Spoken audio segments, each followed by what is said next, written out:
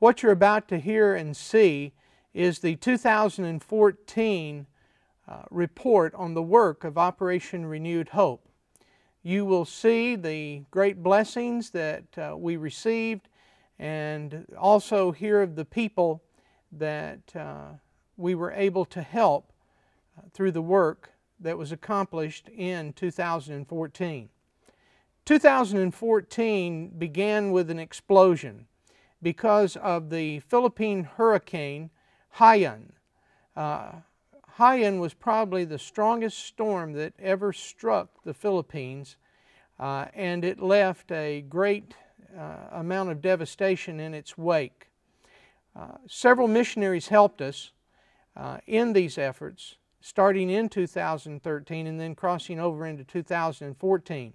In 2014, we had put in our third medical team in January.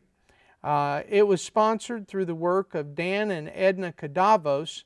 The clinic helped 1,294 patients, and over 500 people came to Christ. Altogether, our clinics helped over 2,000 patients in the various locations that they were held. Dan and Edna submitted names of pastors whose homes were destroyed, and also churches that were destroyed. Also, Rick Martin and Jim Latsko. Jim worked in Leyte. Rick Martin worked in the northern part of Panay. They submitted churches and homes and various places that needed the help to rebuild. We were also able to hire church members to help clear the communities, run chainsaws and various pieces of equipment that we had purchased, and build their communities back. This gave the church an instant income, and also the people in the churches an income. While all of this was going on, Operation Renewed Hope also was conducting a clinic in the Dominican Republic. We were working with the church, the Iglesia Bautista Cristiano. Pastor Pedro de Cuna and Pastor Yadin Rodriguez worked very closely with us from the church, and we were able to conduct clinics in Pedernales, a village on the Haitian border, and also a village just outside of Santo Domingo, where the church had established a satellite Christian school. Altogether, we saw over 600 patients, and many people came to Christ. But then we moved to February. Once again, the Philippines was our major focus for that month. Dan Cadavos conducted 3 major trips into the northern part of Panay and 1 trip to Leyte to assist in clearing, rebuilding, and the ultimate goal of evangelism in the churches and in the community. Edna wrote that there was a great blessing of a testimony of these trips because of the spiritual work that was accomplished. Dan wrote that he saw one man hacking away at a mango tree. The tree was very hard to cut down, and so they pulled the truck over, took the chainsaws, and cleared the tree away and removed it completely for the old gentleman. And Dan said that as he gave him the gospel, he listened very intently, and then he received the Lord as his Savior. In another church that they approached, a member of the church had been killed because of the various impacts of the hurricane, and they began to conduct a service for this man, and they were able to lead 25 people in the village to Christ. Plus, all the people in the service were given bags of rice and food so that they would have something to eat. Dan also reported that he saw a school in need, and they stopped. They began to help the people.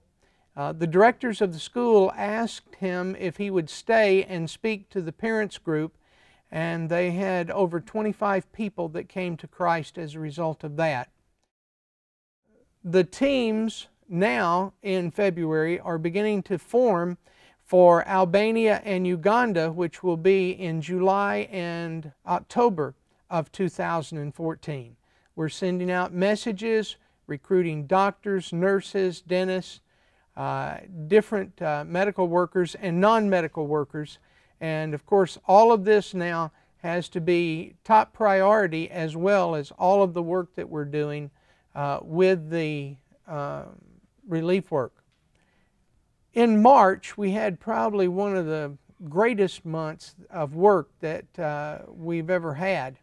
But one of the things that we thought very important to do was to introduce medical people, young people that started with us prior to going into medicine and now have finished their medical degrees. And we wanted to introduce these young people because they wanted to travel with us. The first young person that we introduced in March to our group of people who receive our emails was Dr. Patricia Catro. Dr. Catro started with us before she was a doctor. She went on a clinic with us to El Salvador and had also gone to Panama and a couple of other clinics. And so we wanted to give her testimony. Let me read to you her testimony, and you'll see why we were so impressed by her. She said, "As a child, I was blessed to be raised by Christian parents in a Bible-believing church. During a backyard vacation Bible school, I realized the need to ask Jesus into my heart. As I grew, I learned more about my Savior. After much consideration, medicine became my chosen field due to its ability to allow me a unique access to individuals anywhere in the world. With incredible support from my family and many fellow Christians, the Lord blessed. Not only did I attend medical school, but on my journey, God began to allow me to fulfill my calling of medical missions." Dr. Catro is already scheduled to be with us in Albania in 2014 when she wrote this, and we're very excited, and we are looking forward to many other years with her because of her desire to do medical missions. Another young man that we wanted to seek support for and introduce to our ORH people was Dr. Ramiro Moctezuma. Dr. Ram, as we call him, is from Mexico and is a wonderful young man seeking to serve the Lord. He said this as his testimony: "After a difficult childhood and a time of loneliness and searching, God gave me the opportunity to find the Calvary Baptist Church in the city of Monterey, where I was honored to have a personal encounter with Christ and to understand more about God's purpose for my life. My purpose was to express fervent love for souls in need. God placed in my heart the desire to become a doctor missionary and to work for Him. So I decided to attend medical school in Monterey, understanding the importance as a tool for ministry and to reach the most people in need." What tremendous testimonies. And we were able to introduce these young people, and they have traveled with us. Dr. Moctezuma has been with us in Uganda, and once again he will be with us in 2015 in Cambodia, and we were very excited about having him.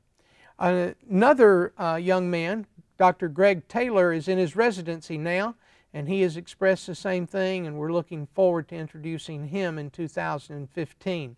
Altogether, we have 8 young people who started with us before they were in medical, and now they have expressed the desire to do medical missions with their lives, and they're working with Operation Renewed Hope as caregivers. In April of 2014, once again we were in the work of the typhoon Haiyan. Dan and Annika Davos wrote this to us. We have a new pastor here attending the continuing education for pastors program that we offer in our church.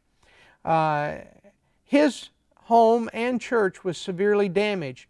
What a blessing it will be that Dan, on his next trip into Panay, will actually be going very close to his church, and they will stop and they will help him to rebuild his program there. Rick Martin wrote us this and said, "Dear Brother Milton, it was really good to hear from you. You have been so good to the pastors here. Right now we are helping the pastors with items for their churches like benches, chairs, guitars, and songbooks, and also personal needs for their families and for their homes." He said this, "Your ministry has made a difference in the lives of a lot of people here in the Philippines. God bless you," from Rick. Jim Latsko also wrote to us. He said, "We're nearing a time when we can give you a definite project. As a matter of fact, we would like to use the $1,500 that you have already sent to us to purchase roofing materials for one of the churches here in Tacloban." Tacloban was one of the hardest hit and first hit places on Leyte. Most of that area was completely destroyed.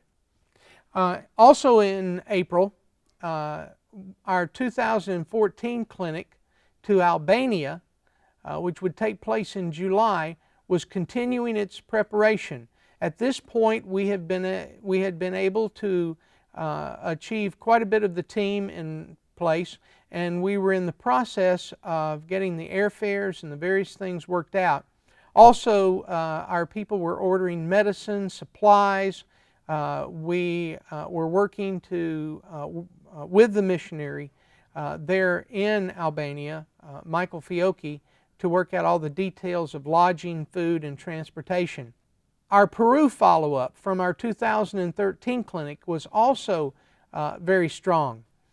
Missionary Buddy Fitzgerald writes the following: "I had a good phone conversation with our friend Alex yesterday." Now, Alex and Flor are two young people who helped with the evangelism of the 2013 clinic and had directly led many people to Christ in the various towns where we conducted the Peru clinic.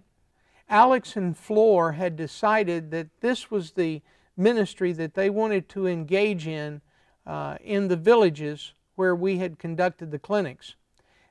In Cusco, where they lived, they were 13,000 feet above the villages where we did the clinic.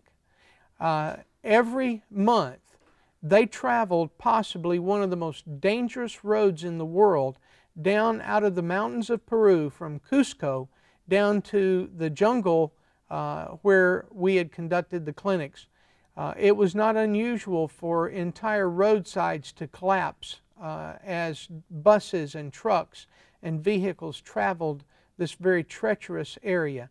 But with great faith and courage, they did this, and Operation Renewed Hope has been supporting them since the time that they started this, and we're very excited. They were not able to get back into some of the villages because the rains had come, the rivers were up, and there was no way to ford the rivers, and of course there were no bridges back in the jungle.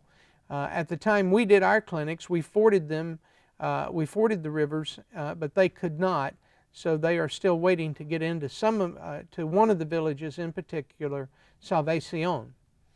Patria, one of the areas where we did a clinic, the church there that was established is now looking at property, and Operation Renewed Hope is helping them, and we hope to help them to buy the property. So April was a great blessing from previous work that had been done. Then came an opportunity which was very unusual. Dr. Johnny Daniels, who is in Puerto Rico, and he has a major Bible College there, Calvary Bible College, and two of his graduates, the Jonathans, were missionaries now in Guyana. Sadly, their young son had a surgery that was botched and was causing great concern about his health and was beginning to threaten his life. Ethan, the 7-year-old, was becoming sick from the backup from the surgery, and there were some severe complications. Stephen, his father, through Dr. Daniels, contacted us, and we began to work on the project of trying to get a resurgery done for him. This was not going to be easy because these people have no passports and visas to be able to get into the United States. Although there was a medical clinic in Miami that said they could do the surgery and felt that they would be able to help Ethan. We immediately began to ask people to pray. And we asked them to pray about whether we should bring Ethan to the United States or whether we should look elsewhere for the opportunities to help Ethan and his mom and dad. In the meantime, Operation Renewed Hope sent $600 to Johnny Daniels to pay for the immediate needs that Ethan and his family would experience as a result of having to apply for passports and other travel documents so that the family could be ready to travel if we were able to establish the surgery for him. Altogether, we sent $1,000 to help with all of that. The prayer requests were put out, and we received an answer. One of our doctors, Dr. Elizabeth Drum, who is an anesthesiologist, contacted us after reading the update and said, "Hey, I will be in Haiti shortly with a medical team, and it just so happens that one of the doctors can do the very surgery and has done it many times." This was a real answer to prayer, to even consider the fact that over a year before this event, the doctor had already surrendered in his heart to go to this place to do surgery, or to imagine that the organization he was working with had it in their heart to do the same thing. And 7 days prior to them arriving in Haiti, we put out a request for help, and immediately it was answered. God is amazing in what He can do as He coordinates the lives of people, organizations, and even countries to make it possible for Operation Renewed Hope to help people. The Jonathans arrived in Haiti just a few days before the team. When the team got there, Ethan went to the hospital that they had chosen to work through, and he was examined. The surgery was planned, and it went extremely well. As a matter of fact, Ethan came out of the surgery with great hope that he would not have this problem any longer, and of course his mother and father were extremely pleased.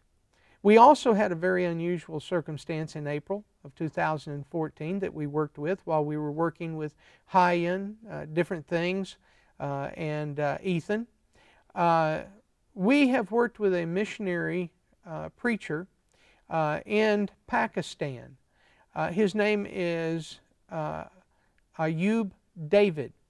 Pastor Ayub David actually works with probably 20 or more churches in Pakistan, and during the great floods that they had a few years back, Operation Renewed Hope was able to donate over $40,000 to help rebuild the churches, rebuild churches that had been completely flooded and washed away, and so it was a great blessing. But now another situation developed.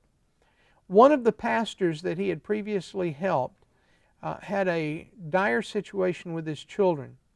The walls of his house were so weak Even though the floods had happened probably over 2 years in the past, were so weak that they began to crumble, and the walls fell on 3 of his daughters. One daughter was in severe situation. If we could not get her to a doctor immediately to get surgery, and the bones began to heal, she would never walk again. And so we immediately started working by asking for the x-rays from this situation. We received those, sent them to one of our doctors who travels with us in Cincinnati, and there he said that yes, this is a desperate situation, and we need to do something. And so we did.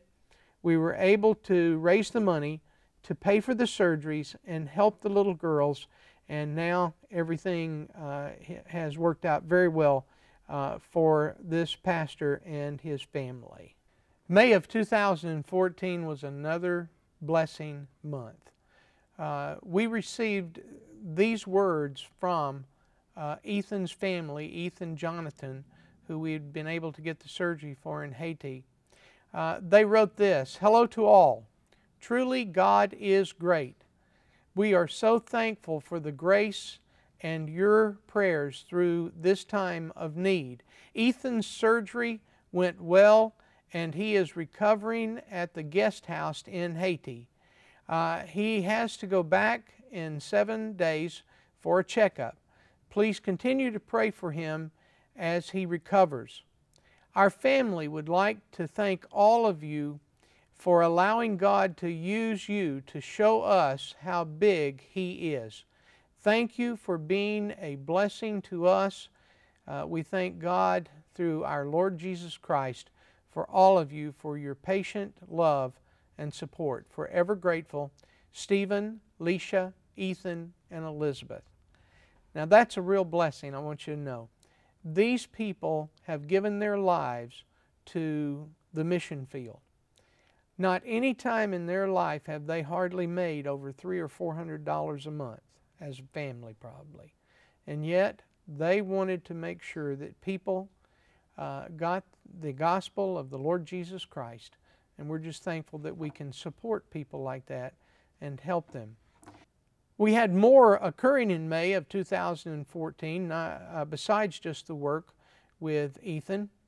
Dan and his teams were out working in Panay and also in Leyte, and they experienced probably one of the greatest blessings they had ever had.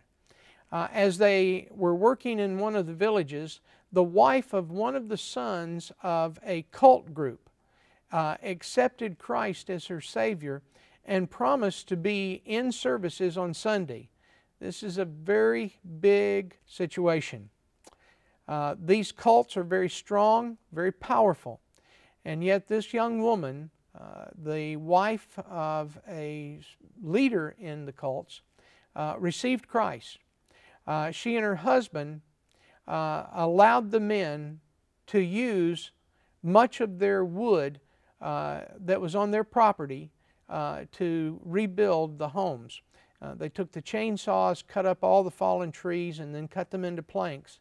And these people were so impressed by what Dan was doing that the wife received Christ, even though she's a member of a major cult in the Philippines. Pastor Dan is working in several churches in the area of Leyte. A good number of folks have come to Christ, and the local pastors have been encouraged. Interestingly, this is where General MacArthur landed in World War II. The place where he landed, supposedly, has been marked by the Filipinos. And the hurricane or the typhoon Haiyan that came through actually tore the flagpole down and devastated the area. Edna sent to Dan an American flag. They're going to rebuild that area of where General MacArthur supposedly landed, and they're going to refly the American flag there. They're very excited about that opportunity as they travel the island helping people. Also in May, we were contacted by some of our workers in Nepal. We have been supporting Jim Tamung in Nepal for over a year now with his children's home, House of Mercy. And we received a wonderful report with pictures of all the children, telling about the school, Bethel Baptist Academy. And he wrote, "We really appreciated Operation Renewed Hope for all the faithfulness in supporting our ministry here in Nepal." He has about 14 children in the children's home. He feeds them, he clothes them, he sends them to Christian school, and it's been a blessing. We call these Homes of Hope, and we're very thankful that we have Homes of Hope in other places as well as Nepal, including India. And they have been great blessings to us. In fact, one of our young men in India who lives in the children's home won national honors for science competition in the nation of India. He was among the top in all of the young people of India. Also, we experienced in June and July more situations with bad weather. Hurricane Arthur came through the United States. We requested help with that for the impact area. We were very glad to know that the impact had been minimal and we were not needed to help rebuild, and we were very thankful for that. But again, the work in the Typhoon Haiyan continued. We sent $2,500 to the people there doing the work, and several of the people have been able to get help that were deserted by their associations, and they needed someone to step in spiritually and give them help, and also to give them financial help. And Dan and Edna Cadavos were able to do that. We want to just thank the Lord for all of these missionaries that worked. They were able to order 350 bags of cement to help these young churches and older churches to continue and to rebuild. That was a real blessing. Also in July came our clinic to Albania. The team had been formed, everything was put together. On the 17th of July, we went to Albania, where we worked with missionary Michael Fiocchi. Michael Fiocchi had established a church years ago in Tirana, and now his church is using Operation Renewed Hope's medical clinics to evangelize and work in Albania. This trip took us to Saranda. Saranda is a beautiful town in the southern part of Albania on the ocean. It's a port, and we were able to help many people there. Several hundred people came to the clinics. Many of them were older because there were no medicine for the older people. I toured the hospital. It was very difficult on the people there to get medical care. Tremendous medical staff, very difficult for medical care. Over 100 people prayed to receive Christ in that clinic in Saranda and the surrounding villages. We also experienced another typhoon in July that was heading directly toward Japan. We were thankful that although it crossed over Okinawa, there was very little impact, and when it came close to the Japanese shore, it veered away out into the ocean, and we were not put in a situation of trying to once again conduct rebuilding programs and relief work in a distant country. We're thankful that God gave us that reprieve. Also in July, we began to very seriously prepare for our clinic in Uganda, which would take place at the end of October in 2014. We were building the team and preparing for the people, preparing for the evangelism, preparing for the medical clinic by buying all of the supplies and medicine necessary, and recruiting all the medical people that we would need. And while everything else was going on, we were diligently trying to make sure that we would be ready for Uganda. Uganda is a special place to us. We have done over 51 days of clinic in Uganda. The missionary there has used Operation Renewed Hope to start many churches, and we have seen many people come to Christ as a result of the work. In August, we faced a man-made disaster. The ISIS group that was attacking the Kurdish people in the northern part of Iraq began an all-out assault on these people.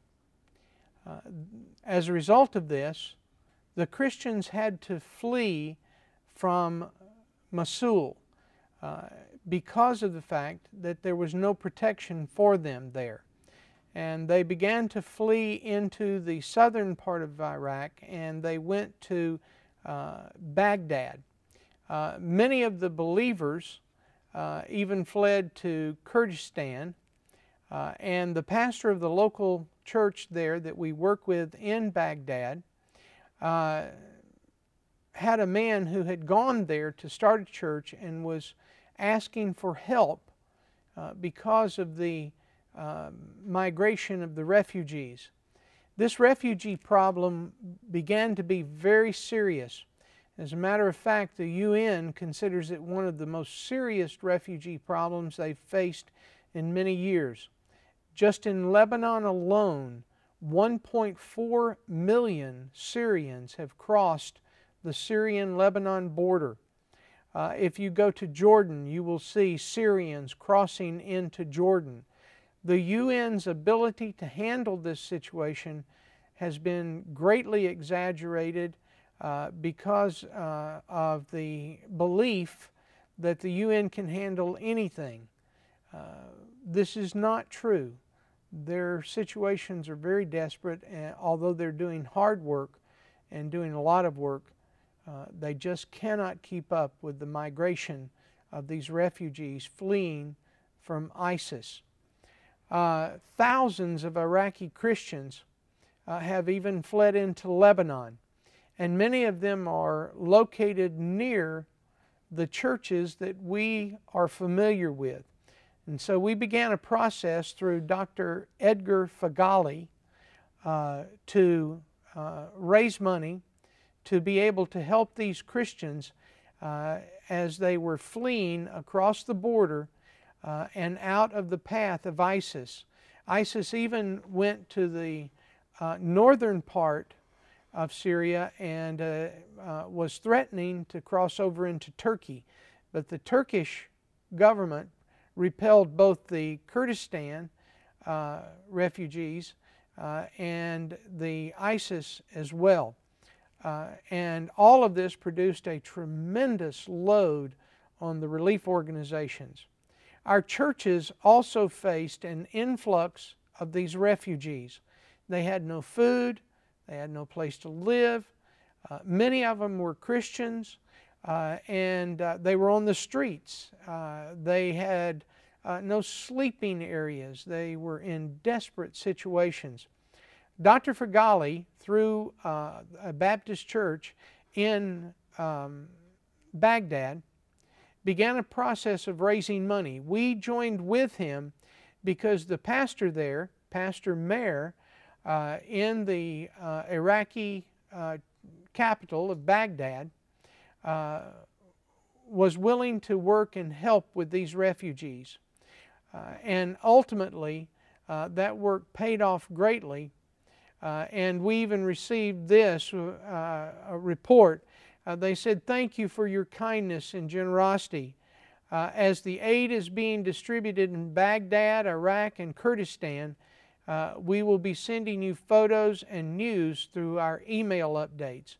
we did receive those, and it was a great blessing to see these people being able to come to the church and receive blankets, mattresses, boxes of food, and various things that they desperately needed in a very dire situation. We're very thankful for our churches. The churches that have been established through the mission work of all the churches in the United States is phenomenal, and often is the only thing standing between the suffering of people and the relief of that suffering. In fact, 350 Iraqi families lost their homes and everything they owned, and the Iraqi government had to actually fly them into Baghdad to save their lives from ISIS. And those people received help. As a matter of fact, the church, Pastor Mayer wrote this: "Last Sunday the church was filled with people who heard the gospel for the first time. Everyone received his package of food and various items, plus a Bible or a New Testament in Arabic. Among the refugees who came were 12 Muslims. Many of them commented that we were the only church in all of Baghdad that thought of their tragedy and prepared aid for them. They expressed gratitude to all who helped make these aid packages a reality. Many of them raised their hands for salvation at the end of the sermon." What a wonderful blessing to know that even in the greatest of tragedies, God is able to bless. Then came October. October brought to us a new area within the same region, and this was Lebanon. Pastor Ghassan Haddad and Pastor Karim Dahada flew from the Middle East in Lebanon and Jordan and came to the United States and requested a meeting with us. And we made that meeting happen, and there we discussed how we could further help the churches there in Lebanon. Pastor Dahada pastors the Gospel Baptist Church in Zahaleh. Zahaleh is just over the border from Syria. Every service now, his church is full of the Syrian refugees. He is able to give to them $100 certificates that will help them to buy food, and $30 certificates that they can take to a pharmacy and receive any medicine that they might need. The work of the Lord is going on very strongly in the Gospel Baptist Church there in Zahaleh. According to the United Nations, this area is so saturated with refugees that there is very little work that the people can obtain, and when they do receive work, it is at a greatly reduced price because there is so many people who are in need of help and to find a job and to work to support their families. ORH will be sending $4,000 from offerings already sent for the purpose of the refugees. The money will be used to provide the food and the medicine for those coming to Pastor Dahada's church there just across the border from Syria. Also at the end of October came the trip to Uganda. What a marvelous trip this was. God blessed. Over 1,200 patients came to the clinics. 3 different villages came and received medical care. 3 churches that missionary Keith Stensis had helped to found received the medical care that they needed, and also their communities received that same medical care. Caregivers dispensing medicine, dentists who were able to help with the oral problems that they had with their teeth, and then also the optometrists who were able to give them the glasses which they so desperately needed to be able to see. Of the 1,200 and something people that came, 26 people came to Christ in the villages, and we were very thankful for all of this. One of the churches at Mbreezy was renting facilities where they were holding their church service. Just about 100 yards down the road was a piece of property that they were hoping someday to be able to buy. Operation Renewed Hope guaranteed missionary Keith Stensis that if the people would raise the money to build the church, that Operation Renewed Hope would purchase the property for that church.